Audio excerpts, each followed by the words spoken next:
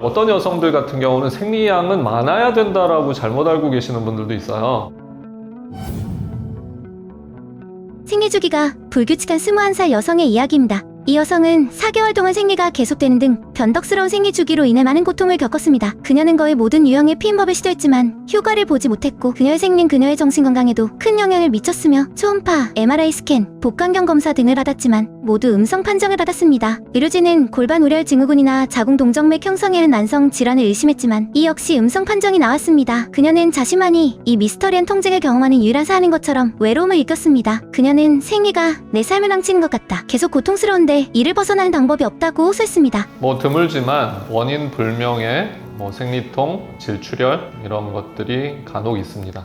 근데 이제 이분 같은 경우 굉장히 조금 특이하죠. 모든 검사상 특별한 질환은 발견되지 않고 증상은 극심한 생리통 그리고 출혈이 지속이 되는 거죠. 그래서 이분은 이제 나이가 젊기 때문에 사실 치료를 결정하기가 쉽지는 않은데 결국 이 증상과 어떤 상태를 호전시키려면 자궁 적출술을 해야 될 수도 있겠습니다. 근데 이 기사는 굉장히 특별한 경우이기 때문에 일반적인 얘기들을 좀 해주고 싶어요. 그러니까 우리가 일반적으로 여러 가지 종류의 통증이나 여러 가지 종류의 출혈이 있을 경우에는 대부분은 자궁이나 난소에 발생하는 어떤 혹 때문입니다. 자궁 근종이라든지 자궁 성근증, 자궁 내막 용종 아니면 난소 낭종 이런 것들이 있으면 통증 출혈이 발생할 수가 있기 때문에 만약 나이 불문하고 그런 증상이 있다라고 하면 일단 가까운 산부인과 병원에 가셔가지고 확인하는 것이 중요하겠습니다. 맨 처음 하는 검사는 이제 초음파 검사죠. 산부인과 의사에게 초음파는 내과 의사의 청진기와 비슷하다 이렇게 얘기를 합니다. 그래서 제일 처음에 하는 검사는 일단은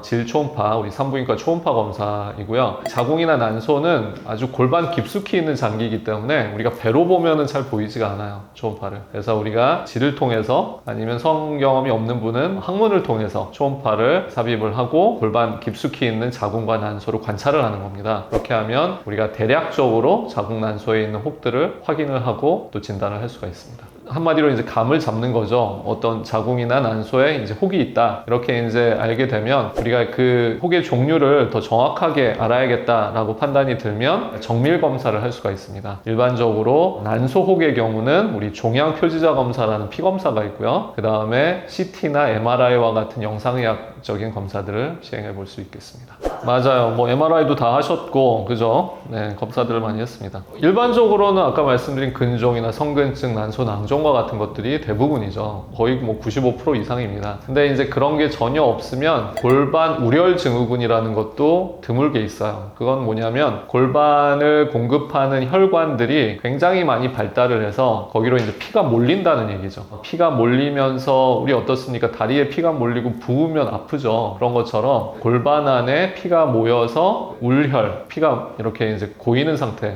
그런 상태가 되면 통증이 생길 수가 있다라고 하는데, 그래서 이제 혹이 없을 때는 정맥이나 이런 것들이 확장돼서 피가 고이는 울혈 증후군이 아닌지를 확인하는 것도 필요하겠습니다. 이분 같은 경우는 그런 것도 없었습니다. 다른 질환은 다 의심되지 않고 하면 남은 한 가지가 있는데 그거는 이제 자궁 내막증이라고 합니다. 생리혈이 역류돼서 골반 여기저기에 붙어가지고 사는 거죠, 내막 조직이. 그러면 이제 통증도 생길 수가 있는데 피임약 계통이라든지 약한 호르몬 약들이 있어요. 그런 것들을 써볼 수는 있겠습니다. 일단은 피가 많이 나니까 불편하죠. 그리고 이제 외음부나 질 쪽이 습하게 되니까 아무래도 염증도 많이 생길 수가 있습니다. 그래서 위생상으로도 안 좋을 수가 있고, 그리고 이제 제일 심각한 거는 피가 이제 모자르게 되는 거죠. 피를 많이 흘리니까 이제 철결핍성 빈혈이 생길 가능성이 높겠습니다. 그래서 이런 경우에는 반드시 이제 피 검사를 통해서 빈혈 수치를 확인을 해서 지나치게 낮을 경우에는 교정을 할 필요도 있겠습니다. 어떤 여성들 같은 경우는 생리량은 많아야 된다라고 잘못 알고 계시는 분들도 있어요. 생리는 많은 게 좋다, 아니면 좀 길게 하더라도 문제 없다, 이렇게 생각할 수도 있는데 사실 그렇지 않습니다. 생리는 양보다는 규칙성이 중요하고요. 즉 한 달에 한 번씩 하느냐, 그게 중요하고, 양은 사실 적당하거나 적을수록 좋습니다. 그래서 보통 4, 5일 정도 평균적으로 하는 게 좋고 일주일 이상 되는 것은 안 좋고요. 그 다음에 양은 반응은 보통 다 모았을 때는 한 200-300cc 정도 양이면 적당하다고 합니다. 그러니까 근데 우리가 양을 뭐 측정을 할 수는 없기 때문에 보통 이제 패드 개수로 이제 보통 하는데 양이 많은 날 뭐 한 서너 장 정도 적신다. 이 정도면 괜찮은데 그 이상을 적신다든지 아니면 아주 기저귀형 뭐 생리대로 해서 흠뻑 넘칠 정도다. 이러면은 생리 과다라고 생각이 들기 때문에 병원에 가서 양을 많이 만드는 무슨